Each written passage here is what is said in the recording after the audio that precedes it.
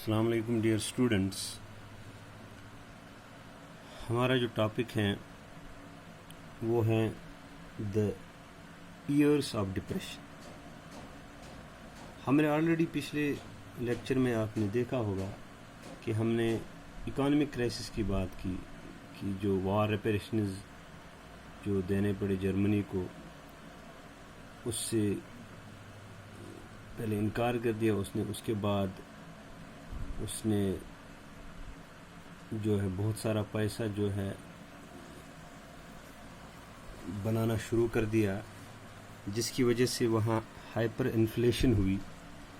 تو hyper inflation کی وجہ سے جو ہے بہت ہی حالات خراب ہو گئی جرمنی میں، جس سے پوری دنیا کے لوگوں کو ایک سمپیتھی ہوئی جرمنی کی طرف، اور ایک پلان دیا امریکہ نے جس کو ہم ڈیوز پلان کہتے ہیں، تاکہ جو ریپریشن کی جو ٹرمز ہیں ان کو ایز کیا جائے. تو یہ آپ کو پتہ ہے. لیکن جو ایئرس آف ڈپریشن ہے، ڈپریشن ہم کہتے ہیں، جیسے اکانومک ڈپریشن یہاں ہم بات کر رہے ہیں، معاشی افسردگی جس کو ہم اردو میں کہتے ہیں. یہ ہے کیا ہے اصلی ڈپریشن؟ بس تھوڑا اس پہ بات ہم کریں گے. It is severe and prolonged downturn in economic activity. کیونکہ جو اکانومک ایکٹیویٹی ہوتی ہے، تو اکانومک ایکٹیویٹی میں ایک سیویئر اور پرولانگڈ ڈاؤن ٹرن ہوتا ہے. اور ان economies depression is commonly defined as an extreme recession that lasts 3 or more years or which leads to a decline in real gross domestic product. تو اس میں کیا ہوتا ہے اس ڈپریشن میں جو ہے یہ پرولانگڈ ہوتا ہے. اس میں اکانومک ایکٹیویٹی بہت ہی ڈاؤن ٹرن بہت ہی کم ہو جاتی ہے، اور یہ ایک ریسیشن ہے جو تین سے زیادہ سالوں تک جاری رہتا ہے، اور جس کی وجہ سے کنٹری کا جی ڈی پی بہت ہی کم ہو جاتا ہے. یا دوسرے الفاظ میں اگر ہم بات کریں گے، جو ریسیشن ہے، ریسیشن ہم کہتے ہیں اردو میں معاشی گراوٹ یا کساد بازاری. تو recession is a situation of declining economic activity. Recession اصلی یہ ہے کہ ایک سچویشن آ جاتی ہے جس میں اکانومک ایکٹیویٹی یعنی جو کام کرنے کے جو ذرائع ہیں، جو معاشی ذرائع ہیں جس سے ہم پیسہ کماتے ہیں، ان میں کمی آ جاتی ہے. Declining economic activity is characterized by falling output and employment levels. اس میں جو اکانومک ایکٹیویٹی جب کم ہو جاتی ہے تو اس سے آؤٹ پٹ بھی کم آ جاتا ہے، پروڈکشن بھی کم ہو جاتی ہے، اور امپلائمنٹ لیول بھی نیچے آ جاتی ہے. اس سے کیا ہوتا ہے generally when an economy continues to suffer recession، جب ریسیشن جاری رہتی ہے for 2 or more years، 2 سے زیادہ سال تک، اور more quarters، اسی کو ہم ڈپریشن کہتے ہیں. یعنی کہ اگر ہم سمپل میں کہیں گے کہ جو ریسیشن ہے اٹ لیڈس ٹو ڈپریشن. جب ریسیشن 2 سال سے زیادہ دیر تک رہتی ہے تو it ultimately leads to depression. لیکن اب جرمنی کی بات ہم کریں گے جو ایئرس آف ڈپریشن ہے. اب جو ایئرس بٹوین 1924 اینڈ 1928 تھے، ان میں کچھ سٹیبلٹی آ گئی تھی جرمنی میں، لیکن کہتے ہیں نا کہ yet this was built on send. لیکن یہ اتنی پختہ نہیں، جو پختہ یا کوئی محکم چیز نہیں تھی. تو یہ عارضی تھا کہ 1924 سے لے کر 1928 تک کچھ سٹیبلٹی دیکھی ہم نے اکانومی آف جرمنی. اس کے بعد German investment and industrial recovery was totally dependent on short term loans large from U S A. امریکہ نے جرمنی کو جو بھی انویسٹمنٹ یا انڈسٹریل ریکوری ہوئی جرمنی میں، وہ ٹوٹلی ڈیپینڈنٹ تھا جو لونز پرووائڈ کرتے تھے یو ایس اے، وہ بھی شارٹ ٹرم لونز. لیکن یہ سپورٹ جو یو ایس اے کا جو ہے یہ بھی بعد میں مانو ختم ہی ہوا، کیونکہ یو ایس اے میں ایک کنڈیشن آ گئی. The support was withdrawn. Support جو economic support U S A نے دیا تھا اس نے وڈرا کیا، کیونکہ یو ایس اے میں جو وال اسٹریٹ ایکسچینج ہے وہ کریش ہوا 1921. یہ وال اسٹریٹ ایکسچینج جو ہے یہ the name of the world's biggest stock exchange یہ located in the U S A. U S A کا سب سے بڑا اسٹاک ایکسچینج ہے. جس طرح ہندوستان میں بھی آپ نے سنا ہوگا بمبئی اسٹاک ایکسچینج جہاں شیئرز وغیرہ جو ہے بکتے ہیں, جو ایک انڈیکیٹر ہے اکانومی کا ملک کی. لیکن یو ایس اے میں جو وال اسٹریٹ ایکسچینج جو بہت بڑا ہے اسٹاک ایکسچینج, اس میں کریش آ گیا اور اس کی وجہ سے یو ایس اے نے جو ہے جو سپورٹ تھا جرمنی کو دیا تھا اکانومی, وہ واپس لیا, وڈرا کیا. فیئرنگ اے فال ان پرائسز, اب جب کریش ہوا وال اسٹریٹ ایکسچینج کا تو اس کے بعد ایک خوف سا طاری ہوا لوگوں میں, کیونکہ جب پرائسز فال ہونے لگی, کیونکہ قیمتوں میں اب لوگوں کو لگا کہ اب قیمتیں جو ہیں نیچے آئیں گی. People made frantic efforts to sell their shares, تو لوگوں نے بہت ہی کوشش کی کہ ان کے شیئر جو اسٹاک ایکسچینج میں تھے وہ بیچنے کی, کیونکہ ان کو لگا کہ اب قیمتیں گر رہی ہے کہ تو زیادہ نقصان ان کو ہوگا, تو اس لیے ہم اپنے شیئرز جو ہیں وہی بیچ دیں گے. تو آن ون سنگل ڈے 24 اکتوبر کو 13 ملین شیئر جو ہیں وہ سولڈ ہوئے, وہی ایک دن میں. This was the start of great economy, یہیں سے اکانومک ڈپریشن کی شروعات ہوئی. Over the next 3 years between 1929 and 1923, یعنی کہ 1929 سے لے کر 1932 تک national income of U S A fell by half, یعنی کہ جو یو ایس اے کی نیشنل انکم ہے وہ لگ بھگ اس کا نصف ہوا. فیکٹریز شٹ ڈاؤن, فیکٹریز وہاں بند ہو گئی. ایکسپورٹ فیل, یعنی جو وہ ایکسپورٹ کرتے تھے اپنے ملک سے دوسرے ملکوں میں چیزیں جو بیچتے تھے ان میں بھی کمی آ گئی. فارمرس وائر بیڈلی ہٹ, جو ذمہ دار لوگ تھے وہ بہت ہی بری طرح اس سے جو متاثر ہوئے. And speculators withdrew their money from the market, اور جو اسپیکولیٹرس ہوتے ہیں جو کنڈیشن دیکھ کے اپنا پیسہ انویسٹ کرتے ہیں مارکیٹ میں, انہوں نے اپنا پیسہ مارکیٹ سے ودرا کیا. تو the effects of this recession, یہ جو ریسیشن ہوا in U S A economy, یہ it was felt worldwide, اس کا اثر پوری دنیا میں دیکھا گیا.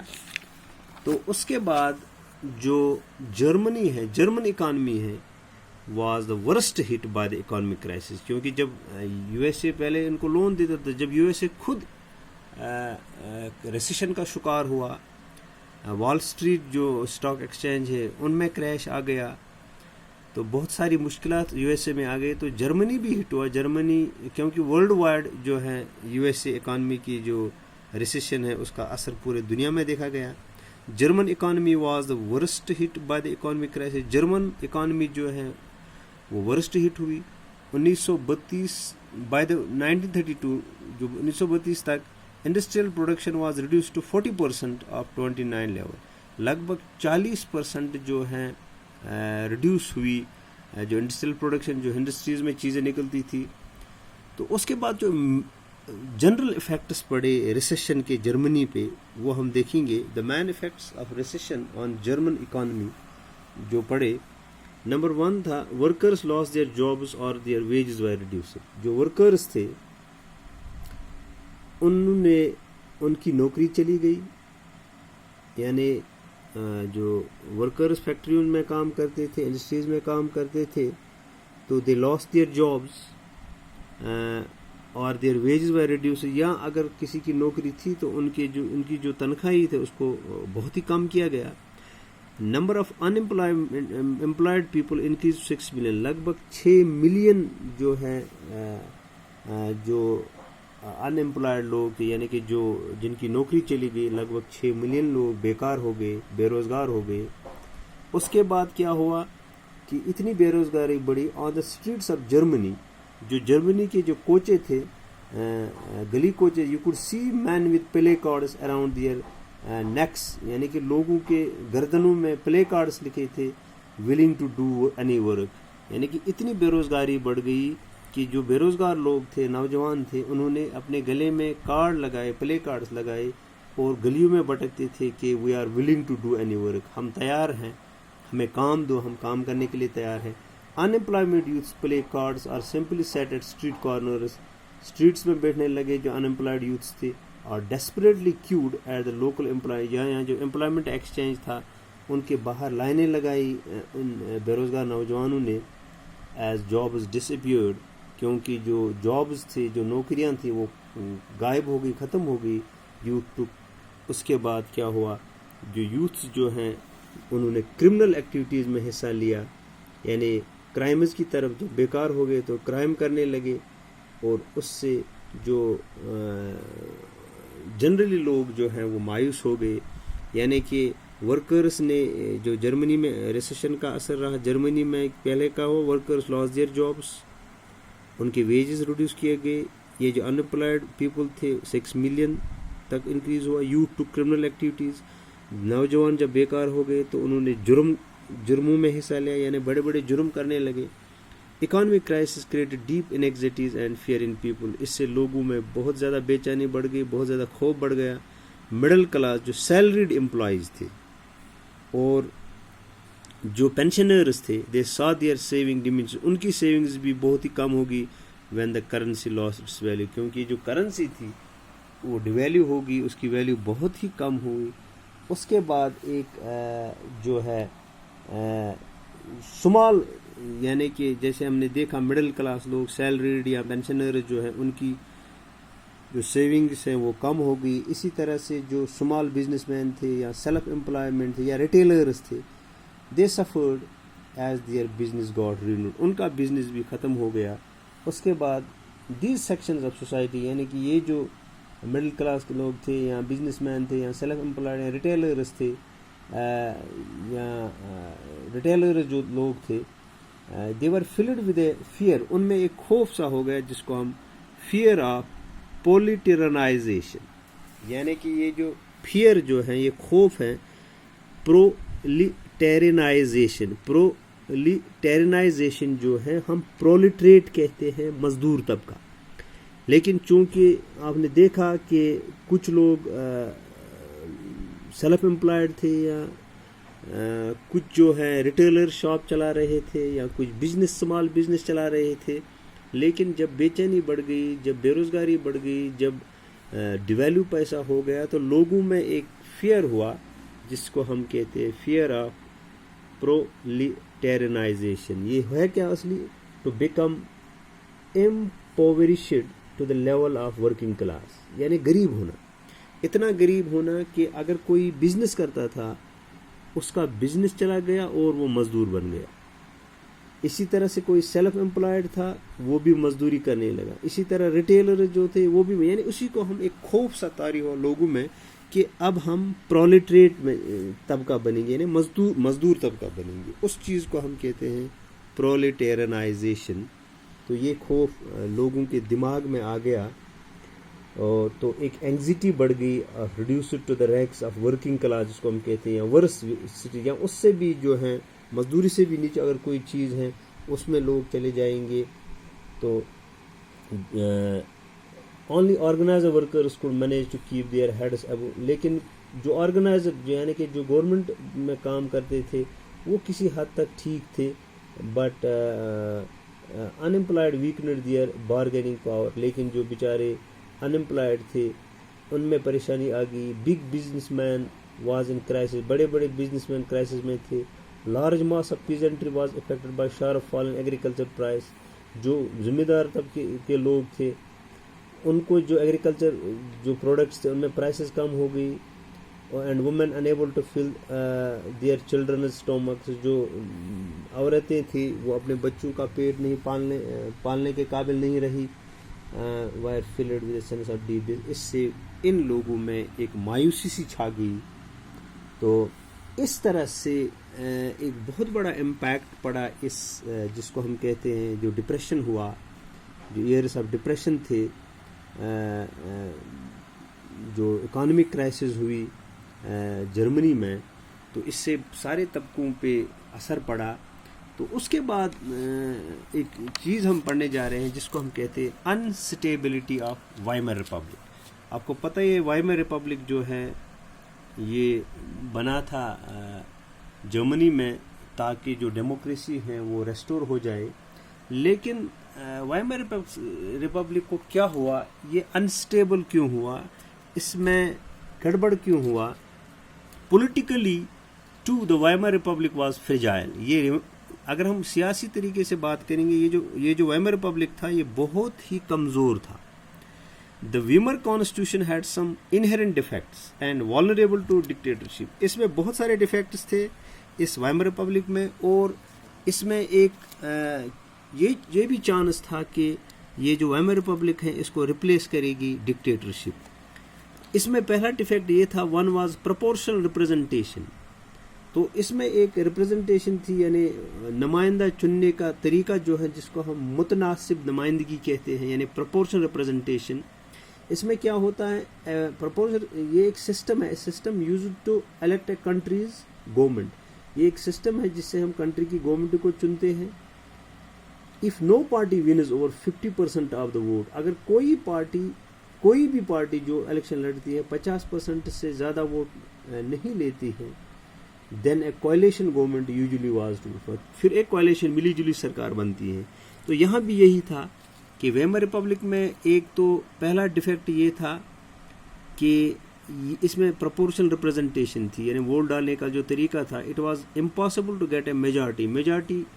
اگر کوئی حکومت میجارٹی میں آتی تو وہ ملک کے لیے اچھا کرتی، لیکن ایسا تھا ہی نہیں. ون سنگل پارٹی جو ہے، ایک ہی پارٹی کی میجارٹی حکومت نہیں آتی تھی، کولیشن آتی تھی، leading to a rule of coalition.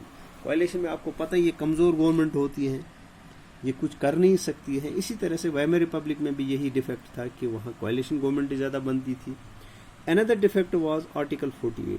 اور ایک ڈیفیکٹ تھا جس کو ہم آرٹیکل 48 کہتے تھے، which gave the president the powers to impose emergency.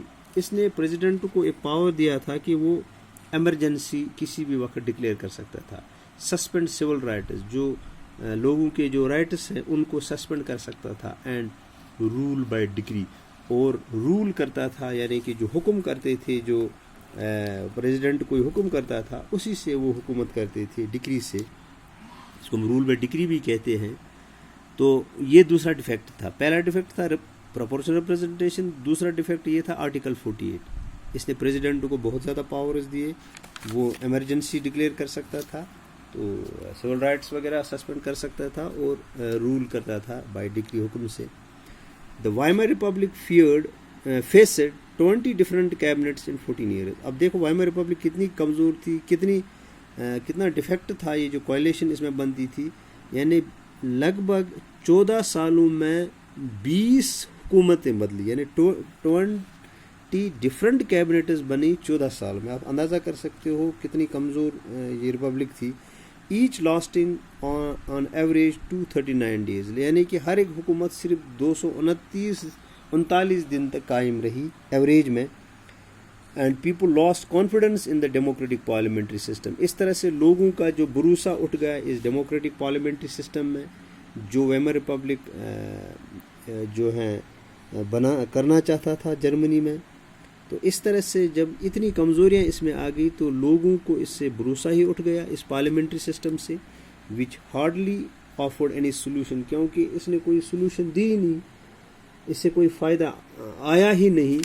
تو اس طرح سے کیا ہوا، اس طرح سے جب حکومتیں بدلی، اتنے ڈیفیکٹس وائمر ریپبلک میں، اتنی فریجائل تھی، اتنی کمزور تھی، یہ کوئی سولوشن نہیں دیتا تھا لوگوں کی پریشانیوں کا. تو اس طرح سے کیا ہوا، تو اس نے یہ کرائسس جو ہے مینیج نہیں کی. People lose confidence in the democratic parliament which seem to offer no solution, اور اس میں کوئی سولوشن بھی دیکھنے کو نہیں ملی. تو اس سے کیا ہوا، اس سے راستہ صاف ہوا کس کے لیے، ڈکٹیٹرشپ کے لیے. یعنی وہاں جو ہٹلر تھا، یعنی ہٹلر کے لیے راستہ صاف ہو گیا، کیونکہ ویمر ریپبلک نے بہت ساری پریشانیاں تھیں، اس میں ڈیفیکٹس تھے، اس میں کمزوریاں تھیں. اس نے لوگوں کو جو ہے پریشانیوں کا حل نہیں نکال سکی. تو اس طرح سے لوگوں کو بھروسہ بھی اٹھ گیا اس پہ. تو اس سے کیا ہوا، اس سے ایک آسان راستہ بن گیا ہٹلر کا رائز ہونے میں. یعنی ہٹلر جو ہے، ہٹلر کو کیونکہ ہٹلر ایک ڈکٹیٹر تھا، اور ہٹلر کا راستہ صاف ہو گیا because of instability of Weimar Republic. اور اس کے بعد ہٹلر جو ہے that rise to the power in Germany. وہ انشاءاللہ ہم نیکسٹ لیکچر میں پڑھیں گے. So with this we conclude this lecture. Thank you.